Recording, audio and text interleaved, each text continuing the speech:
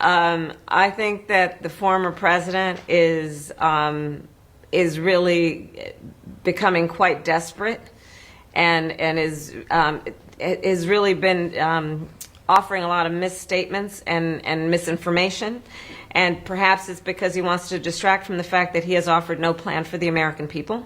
I have talked about this before. I invite you to go to his rallies.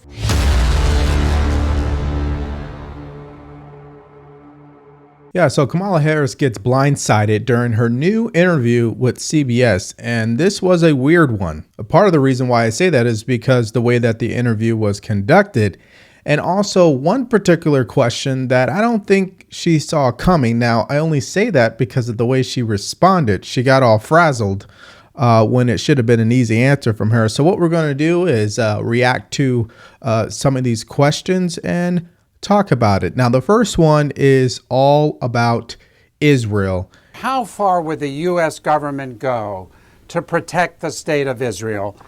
U.S. troops on air, in the air, on sea, or on land? So let me start by saying that today I was with the president in the Situation Room for several hours, along with members of our national security team. Uh-oh. And I'm pleased to report that based on everything we know as of this moment, our position, which is to support Israel in its right to defend itself, and Israel's ability to defend itself today, was quite successful. And we must all agree that it is in the best interest of the United States, much less our allies, Israel, to ensure that Iran not have the ability to do what it was attempting to do today. It is in American interest to make sure that we take seriously the threat Iran that it poses, not only to our interests, to our personnel, and into stability in that region, both Iran and Iran-backed terrorists. And we will be unwavering, I will be unwavering in my commitment to Israel's ability to defend itself and to take seriously the need to deal with Iran in terms of the threat that it poses to U.S. interests, to our allies, and to stability in the region. Why did I say it was weird? Let's just back up the clip here, and I want you to look at the screen. What type of interview is this? I mean, I'm the person interviewing you, and I'm talking to a TV. Like, what's going on here? It's 2024. I'm not understanding the optics of this. I mean, whoever was in charge, probably don't do that again, because that's weird. Okay. And I'm not saying that because obviously, they made weird such a popular term during this election. I'm saying it because I'm like, what happened there? I don't understand why they can't do a split screen podcast format. Whatever. I digress. So the Israel conversation, right? Listen, she was empty. Did you even see like her look on her face? Look at this. While she's speaking, I mean, it's like a deer in the headlights look. It's as if she's not really there. And what she is saying is something that she said 1,000 times. It's like she's not even present. This is just another one on the books and just keep it pushing type of interview, And so she didn't say anything we haven't heard from her before, and none of it made us feel like she said anything insightful when it comes to Israel. Now, one would not be wrong for scratching their head and asking themselves, what is going on with Israel? We clearly support them. We know they're in the middle of this kind of two-front war, technically, right, with Hamas and Iran. So what's really going on over there? Well, some people believe that America is supporting them because Israel's really doing the dirty work for America. There are plenty of terrorists over there that America wants to see eradicated. And if Israel's going to take it upon themselves to make sure that gets done, then America is just going to look the other way on that one. Now, there's other people who believe that this is really a waste of time and resources and that America is being manipulated. Now, I'm not getting into this to get into the weeds or the details of that and to argue with anyone about the theory of all this. What I am saying is that I don't think Kamala Harris is a person that we truly feel 100% confident could handle whatever happens in that situation overseas. And part of the reason why I feel that way is because of her recorded history and the flip-flopping, and she's not authentic. And one of the biggest issues that she had flip-flopped on and continues to lie about, because we know it's in her DNA, is about banning fracking. So let's hear what she had to say on that question. So I wanted to ask you, there's a political ad on TV from a 2019 Climate Hall town meeting that you had, in which you basically said, quote, "There's no question I'm in favor of banning fracking," unquote. The ad claims that if you're elected president, you will ban fracking and you will cost Pennsylvania over 300,000 jobs. Have you changed your view on fracking? And if so, why? So let me start by saying that ad, as you described it, is absolutely a mischaracterization that I think is intended to make people afraid of my presidency. Let me be absolutely clear, as I've been when I said it back in 2020.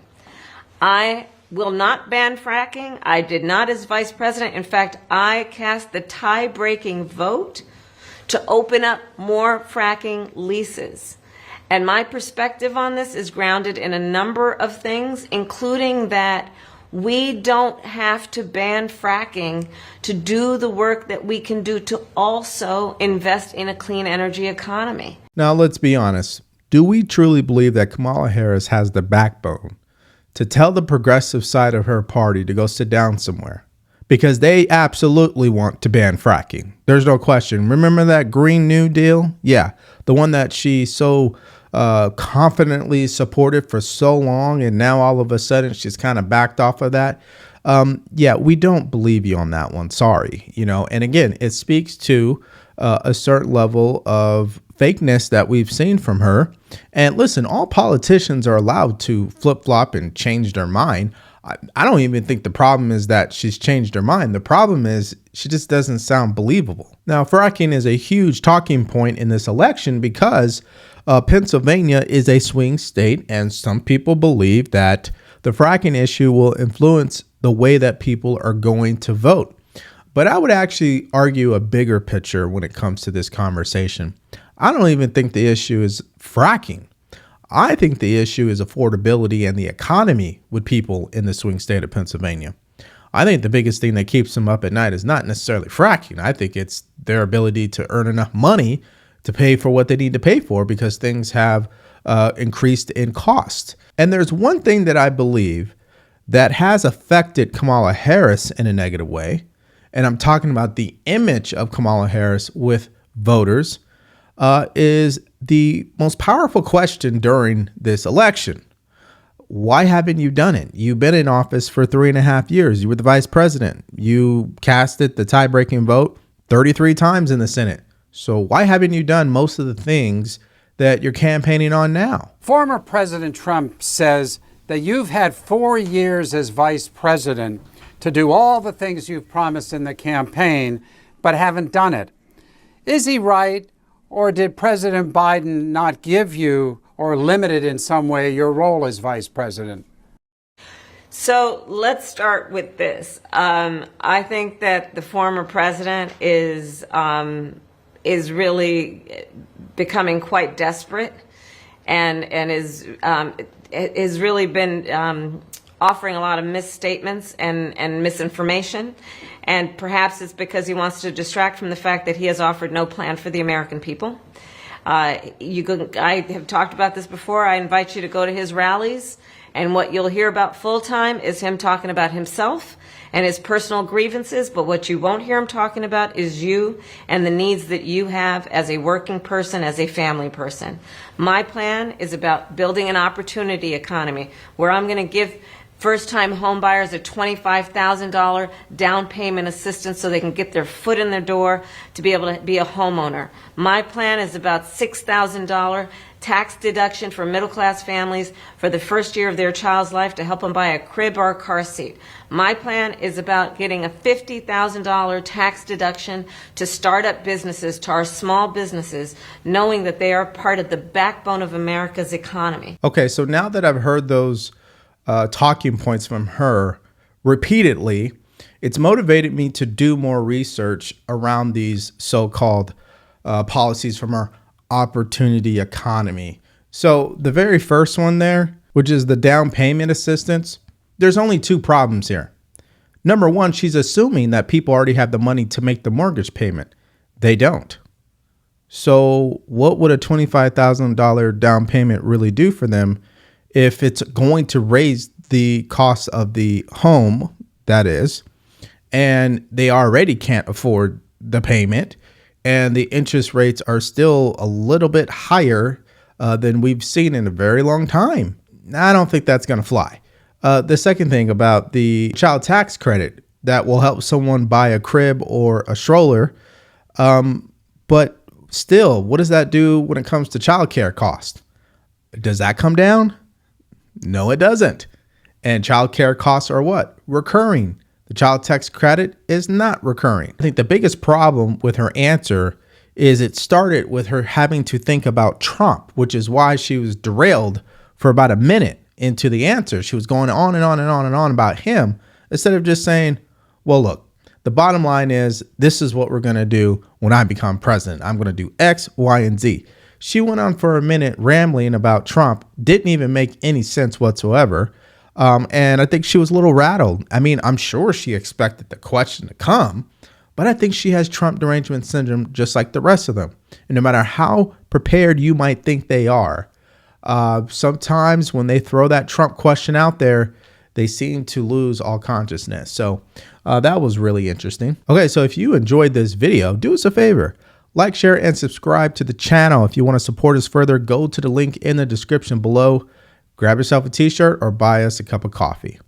Now, let me wrap up this video by, this interview was absolutely weird. She only took a total of 5 questions. Just 5. That was it. That's number one. Number two, semi-virtual. I mean, I don't know what that was, right? She's talking on the TV, he's standing, and the camera is at a certain angle. I don't know. This seems like they were really lazy on the executional part of this. But hey, that's my own personal opinion.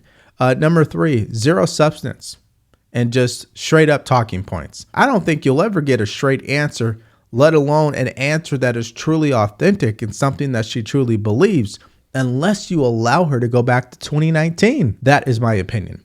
What do you guys think about this weird interview from Kamala Harris and CBS? Isn't it interesting how this interview is like under the radar? No one's really talking about it.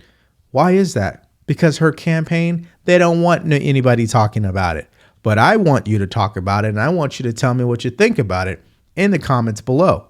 So thank you so much for checking out the video today. Stay grateful, stay focused, and stay true. Peace.